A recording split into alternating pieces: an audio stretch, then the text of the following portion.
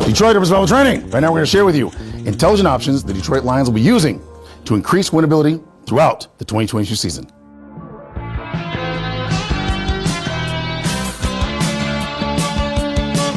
The best way to deal with a threat is to eliminate it before it becomes a threat.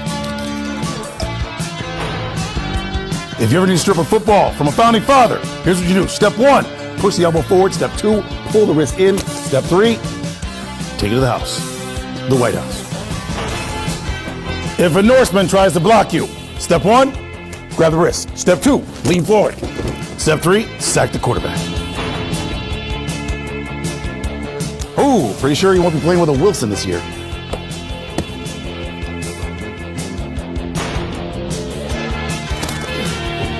In order to stop them from grabbing you, here's what you can do.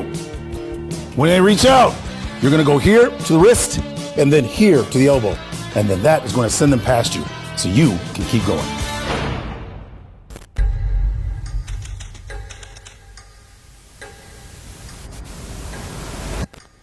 Break's over.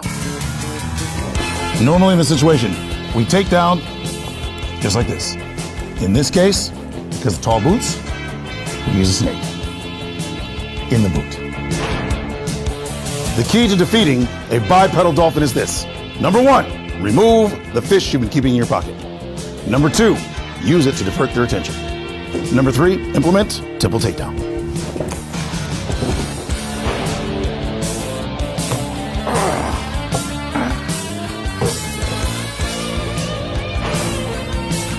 When an opponent tries to block you, step 1, grab the wrist. Step 2, lift the elbow. Step 3, take them to the ground. Bear down. As the saying goes, the bigger they are, the harder they fall.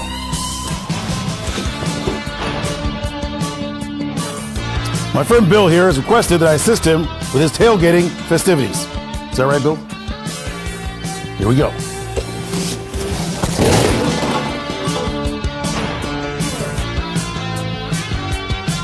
Ooh, I guess you already know a little bit about urban survival.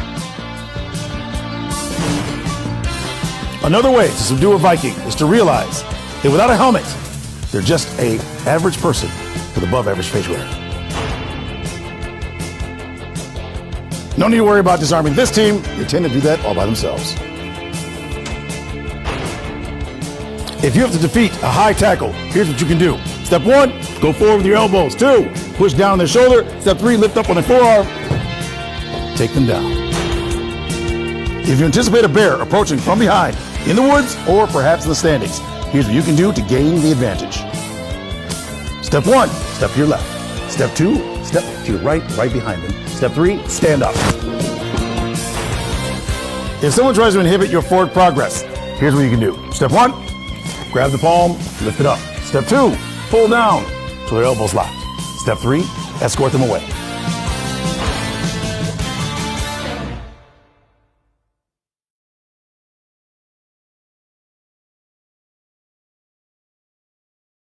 How's it going, everybody? C-RadTV back here in our video. So, of course, the Lions 2022 NFL schedule has officially been revealed. So now I got all the games listed here. I got my predictions listed. So I'm going to go through all the games and I'll tell you what I think the Lions are going to do this year with this record. So yeah, another schedule prediction. And before we start, let me just stress this out that these schedule predictions really don't mean jack fucking shit until we see the actual product on the field. These predictions are just going to be only for fun. F-U-N fun. So yeah, we're just going to have some fun with this. So yeah, anyway, let's go ahead. Let's jump right in and see how I think the Lions will do this year.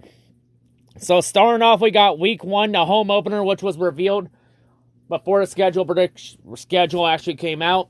So this one, the Lions, they're playing at home to Philadelphia week 1. Ooh, that's going to be a tough game. Considering how bad the Eagles beat the Lions last year, that's going to be a really hard game. A tough game to open the season. I got that as a game as a loss. I think the Lions are going to lose to Philadelphia because the Eagles are going to be a fucking contender this year. In fact, I have the Eagles actually winning the NFC East this year. I think the Eagles are the front runner to win the East this year in the NFC. So yeah, I think that game to Philadelphia is a loss, so I got the Lions going to 0-1 right off the bat. And yes, in this week, I am going to give you some updates on EDP's information. Because there's a lot more info that's come out the last year about EDPedo445. I know last I heard he got his name changed legally and a bunch of other shit. But I'll update you all when we get to that week. So now, moving on. Week 2 against the Washington Commanders at home. They're still the Deadskins to me, god damn it. Yeah, against Washington. Oh, yeah, Washington. I say that game's a win. Washington slowly turning back into a shit show. Like, Carson Wentz, I think Wentz is going to end up getting injured again at some point in the season because Wentz has had issues staying healthy. Like, the one thing Washington got's going for them is their defense. Their defense is going to be good again, but that offense, like, everything the Washington touches dies. So, yeah, and then the whole Dan Snyder thing, that could become a distraction with a lot of the shit Dan Snyder's been getting exposed for now. So, yeah, I think the Lions beat Washington, so I got the Lions going to 1-1. Week 3 on the road in Minnesota. I think the Lions and Vikings are going to split this year, so I think both teams will win a game against each other each, so I think the Lions will split the Vikings this year. So, yeah, for this game in Week 3, I got the Lions losing to the Vikings, so 1-1, right, 1-2 right there. Week 4 at home to Seattle.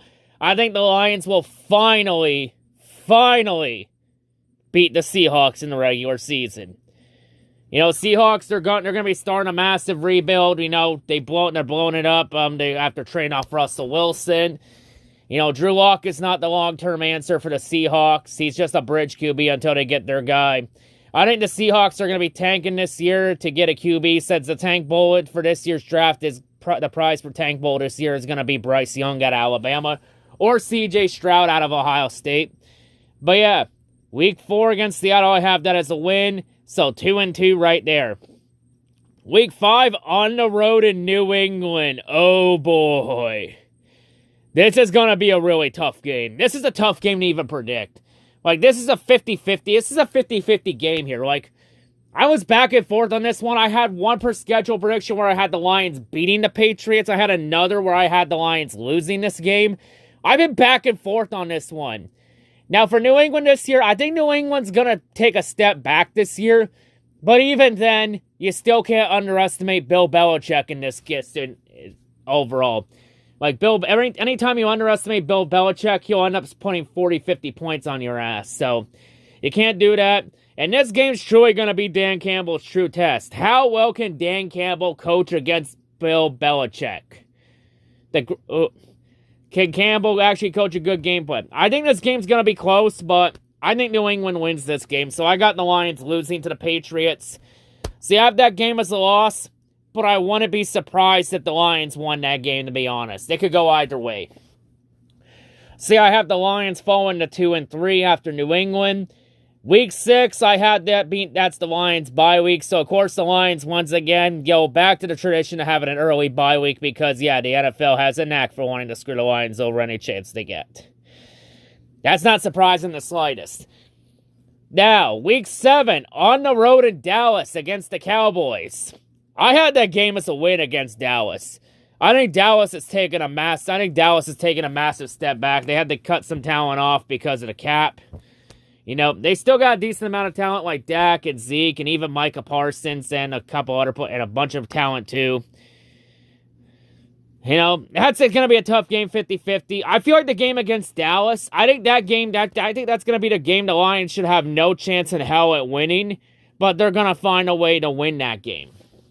Because every year there's always that one game the Lions should have no chance in hell at winning, and they always find a way to win. I could see that one being Dallas this year. See, I have the Lions beating the Cowboys, so the Lions go to 3-3. Week 8 at home against Miami. I have that game as a win. I do not want to lose to the Dolphins. That Dolphins team is becoming a shit show after they wrongfully fired Brian Flores after back-to-back winning seasons, because firing Flores made no goddamn sense. Honestly, it should have been the GM, Will Grier. Like, they should have fired the GM, not Flores. Because even though the Dolphins last year started off 1-7, they won 8 of their last 9, which is a damn good coaching job. And then there's that whole lawsuit Flores has filed against the Dolphins for wrongly firing him based on discrimination and race and all that. And then there's the whole thing about the Tankgate situation in 2019, where Stephen Ross was allegedly offered him like $100,000 for every single loss for the Dolphins, so the Dolphins could tank for Joe Burrow. And Flores turned that offer down. But yeah, intentionally losing, that is so yeah, and that there is manipulation. Trying to manipulate the outcome of games. There. So yeah, the Dolphins are in a bad situation. Stephen Ross could be forced to sell the team or lose ownership of the team. And honestly, they shouldn't have fired and then bring in Mike McDaniels. I don't think McDaniels McDaniels is in a tough situation because of all this. And Tua Tagovailoa, a.k.a. Tua turns the ball over, is going to be a bust. For Tua this year with Jalen Waddle and Tyreek Hill, Tua has no more excuses this year. But yeah. And also, if the Lions lose this game to the Dolphins, then all the Tua-sexual Lions fans are going to be like, see, I told you the Lions should have drafted Tua. Yeah, we're never going to hear the fucking end of it from all those Tua-sexual Lions fans. But yeah, I have this game against the Dolphins being a win. So I got the Lions going to 4-3. Week 9 at home to Green Bay. I have the Lions splitting with the Packers this year. So I have this game against Green Bay being a win. So I have the Lions going to 5-3. Because I think Green Bay is going to take a massive step back this year. But I feel like even despite Green Bay taking a massive step back, I feel like Green Bay is still going to find a way to bullshit their way into the NFC North Championship again. So, yeah. But I think everyone has Green Bay winning the division again, bullshitting their way in. But their time's running out because even though Aaron Rodgers signed that 4-year extension with the Packers, they traded away Devontae Adams shortly after, bringing in Christian Watson. The Packers, let's be real, Rodgers is not going to play 4 more years. Rodgers is probably going to be gone within a year or two. He's probably going to retire and trap the Packers in cap hell. That's more than likely what's going to happen. And when he does, Green Bay is massively fucked. But yeah, if Rodgers does end up playing 4 more years, then now one question I think everyone has to ask Green Bay is, why the fuck did they draft Jordan Love in the first place with a first-round pick? That would make no sense then. But yeah, week 9 at home to Green Bay, I got that game as a win, so I got the Lions going to 5-3. Week 10, on the road in Chicago against Detroit, the Care Bitches. On the road, yeah, I got Detroit beating the Bears in that game. I'm going to be honest here, I think Chicago's going to finish last in the NFC North. Chicago has gotten significantly worse in the offseason, They fired Brian Pace, and they fired Matt Nagy. They bring in Grant Emberbus, whatever, I mispronounced that last name, but okay. Yeah, and Fields, I think Fields is going to be a bust. Fields is going to continue to struggle. So, yeah, Chicago got a lot worse, even trading off Khalil Mack and getting not really much of a return. Because here's the one question I have for Chicago. If you trade 2 first-round picks for Khalil Mack, why the fuck did he not get a first-round pick back for Khalil Mack? At least one. All they got was a 2nd and a 5th. I think I shared the community post on that one.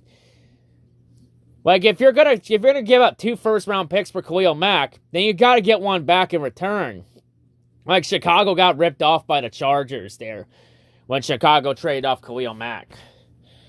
But yeah, against Chicago, win. Week 11, on the road in New York against the Giants. I got the game against the Giants being a win. Brian Daboll in there. Now it's the head coach for the Giants. But the QB situation is still Daniel Jones. And let's be real, Daniel Jones is not the answer for the Giants. And I feel like the Giants have some talent on the team. But I feel like Daniel Jones is going to hold the Giants back. I'll be honest here, Daniel Jones is going to be holding the Giants back this year. So yeah, I got that as a win against the Giants, so I got the Lions going to 7-3. Week 12 at home to Buffalo on Thanksgiving. Oh no, there's no way Lions are beating the Bills, especially not on Thanksgiving. So I have the Lions Thanksgiving losing streak continuing. So I got the Lions losing to the Bills on Thanksgiving, and actually entering that game, the Lions would have a 5-game winning streak on my predictions. But yeah, I have the Lions losing to the Bills. So I got the Lions going to 7-4. So there. Week 13 at home to Jacksonville. Oh yeah, I got Jacksonville as a win. Jacksonville is a complete utter shit show. I don't know why Trent Baalke was still allowed to keep his job after last year. And then the Jaguars doing Jaguar things by passing on Aiden Hutchinson and taking Trayvon Walker. The Jaguars are just a complete utter mess. And I heard the war room for Jacksonville was split for that first overall pick. And to be perfectly honest, nobody really had a clue what Jacksonville was going to do with that pick. Because the war room for the first overall pick in Jacksonville was Trent Baalke wanted Trayvon Walker. The owner, Shad Khan, wanted Aiden Hutchinson. And new head coach Doug Peterson wanted Ikem Ekwonu. So they wanted the O-lineman, and in the end, Trent Baalke ended up winning over all three of them. So yeah, and also this game will be the first overall pick, Trayvon Walker, versus the second overall pick, Aiden Hutchinson. And usually, anytime the first overall pick and the second overall pick face each other in the regular season that same draft year, whoever was taken second overall, their team ends up winning the game. So all the trends say Detroit should beat the Jaguars in this game. So I'm going to go with the trend here and say Hutchinson will reign supreme over Trayvon Walker. And I think Hutchinson goes off in that game and he'll show the Jaguars why they made a mistake passing on him at the first overall pick. So yeah. And Jacksonville's going to be a complete mess. Doug Peterson's not going to change that toxic locker room at all. Considering that Doug Peterson's last head coaching job, he turned the entire Eagles team against him, especially in Week 17 when he deliberately lost that game to Washington. So the Eagles could have a better draft pick, and he was shortly fired after because Peterson was told not to lose that game, and he ignored orders. So yeah, for Doug Peterson, I'll give it 2 years before he turns that entire locker room against him and he's out the door. So yeah, Jacksonville's just a mess. See, I got the Lions being Jacksonville going to 8-4. Week 14 at home to Minnesota. I think the Lions will win that game against Minnesota for the season split. So I got the Lions beating the Vikings and going to 9-4. And to be honest, though, I think the Lions... Well, when I get the final schedule predictions, I'll tell you where I think the Lions and Vikings will rank. Week 15, on the road in New York against the Jets. And this is in December, so it's going to be a cold weather game in New York against the Jets. And usually the Lions don't do well in cold weather games. So yeah, this game, I had the Lions losing to the Jets week 15. I think that's going to be the game the Lions should win, but they're going to find a way to lose. So I got the Lions losing to the Jets week 15. Week 16 on the road in Carolina against the Panthers. This is going to be another cold weather game, but even though the Lions don't do well in cold weather games, that doesn't mean they can't win it. And Carolina's a complete mess, especially with the QB situation. It seems like they're going to throw Sam Darnold out there for another year, unless they get Jimmy Garoppolo or Baker Mayfield. I mean, if they get Mayfield or Garoppolo, I could see this game as a loss, but I think right now, I'm just going to play it safe and say it's a win. Plus, that team is a complete mess right now at Matt Rule, and I think Matt Rule is going to be fired by the Panthers at the end of the season. I think the Panthers will fire Matt Rule at the end of the year. I don't see Matt Rule coming back for another year. See, I got the Lions beating the Panthers to go 10-5. Week 17 at home against Chatoilet. I got that game as a win and that game against Chatoilet's on New Year's Day. And I should also mention that the Carolina game, that's on Christmas Eve. But yeah, week 17 at home to Chatoilet on New Year's Day. I got that as a win. And I say for the first time since 2017, the Lions will sweep the Bears. See, I got Detroit beating Chatoilet. And I have the Lions going to 11-5. And in weeks 18 on the road against Green Bay in Lambeau in January. Yeah, Lambeau in January, cold weather game. Lions don't do well in cold weather. I got that game against Green Bay in week 18 as a loss.